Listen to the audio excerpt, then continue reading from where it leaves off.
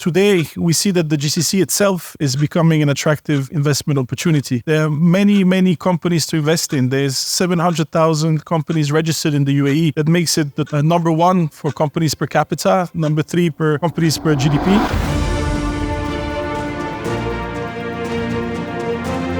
So there's a large base of companies to invest in. It's also very easy to do business here. You've seen today you can open an SPV in Ras Al Khaimah without even actually going there. UAE is 16 in the global ease of doing business index. It's number one in the global entrepreneurship index. So it's increasingly easy to do business here. There's also many value creation plays for investments in the GCC. I mean, just the GDP growth is phenomenal.